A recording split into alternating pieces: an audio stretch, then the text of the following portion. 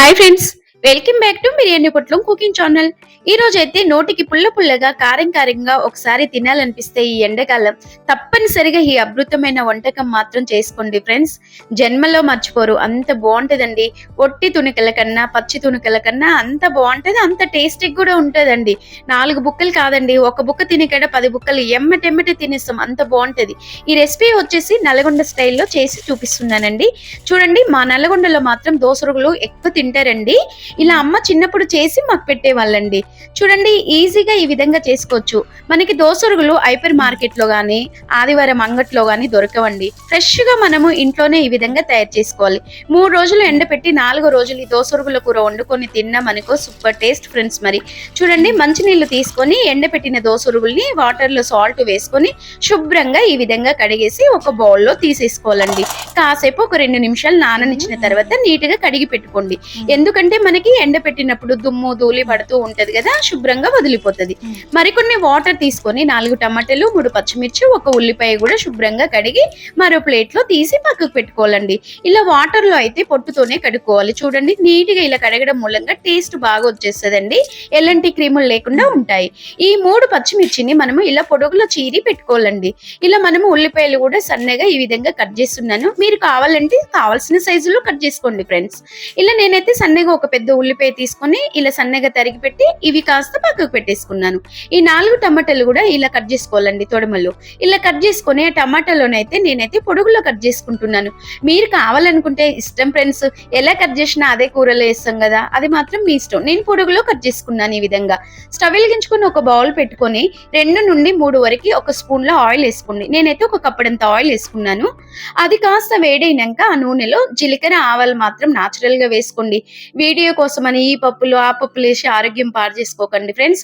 ఊర్లో అయితే మనకి ఏమి లేకుండా ఎలా వండుకుంటామో అలాగే వండేసుకోండి. 4 వెల్లుల్లి రిబ్బలు కూడా కాస్త వేసుకొని కొంచెం కరివేపాకు కూడా వేసుకొని కట్ చేసి పెట్టిన పచ్చిమిర్చి ముక్కలు అలాగే ఉల్లిపాయ ముక్కలు వేసేసుకొని చక్కగా ఈ విధంగా ఫ్రై చేసుకోండి. మంట మాత్రం కాస్త చిన్నగా పెట్టుకోండి ఫ్రెండ్స్. తొందరగా వెళ్ళాలనుకుంటే కాస్త ముందే వండి పెట్టుకోండి. కూర మాత్రం టేస్ట్ అదిరిపోతుంది. ఇలా కాస్త డ్రై అయిపోయినాక కొంచెం చిటికెడంతా ఉప్పు వేసుకొని మరోసారి చక్కగా కలిపేసుకోవాలి. ఇలా చూడండి, ఈ విధంగా సాల్ట్ మాత్రం వేయండి. ఇది కాస్త మగ్గిన తర్వాత మంచిగా నీటిలో కడిగి పెట్టిన దోసరుగులు వేసుకొని వేపేసుకోవాలి. పసుపు వేయకుండా దోసరుగులు ముందే వేసి వేపేసుకోండి. పసుపు వేయడం మూలంగా దోసరుగులు అనేది చక్కగా మాడిపోతాయండి. మాడిపోయినాక రుచి అనేది కోల్పోతుంది కదా, అలా చేయమాకండి ఫ్రెండ్స్. మూత తీసి 2 నిమిషాలు పెట్టి తీసిన తర్వాత మరోసారి ఈ విధంగా కలిపేసుకోవాలి. చిటికెడంత పసుపు అప్పుడు వేసుకుంటే టేస్ట్ ఉంటది కదబ్బా, చాలా బాగుంటది. చూడండి, మనం చిటికెడంత పసుపు వేసుకొని చక్కగా ఈ విధంగా కలిపేసుకోవాలి. మరో 2 నిమిషాలు మూత పెట్టకుండా కట్ చేసిన టమాటో ముక్కల్ని ఈ విధంగా వేసేసుకోవాలి. కాస్త దోసరుగులు ఫ్రై అయినాకనే ఈ టమాటో ముక్కలు అనేది యాడ్ చేయండి ఫ్రెండ్స్. ఇలా చేయడం మూలంగా దోసరుగులు తింటూ ఉంటే వట్టి తునకల కన్నా అంత బాగుంటాయండి, అంత టేస్టీగా ఉంటాయి. నేనైతే ఒక పెద్ద స్పూన్ తో కారం వేసుకున్నాను. కొంచెం పుల్లగా ఉంటాయి కనుక దోసరుగులు టమాటాలు కూడా వేసాం కదా, రుచికి సరిపడే సాల్ట్ కూడా వేసుకొని ఉప్పు కారం వేసి దోసరుగుల్ని చక్కగా ఇలా మిక్స్ అయ్యేలా కలుపుకోవాలి. ఇలా చూడండి, నేను గ్లాస్ వాటర్ అయితే వేసేసుకుంటాను. గ్లాస్ వాటర్ మీరు వేయడం మూలంగా దోసరుగులు అనేది కాస్త మెత్తగా ఉడుకుతుందండి.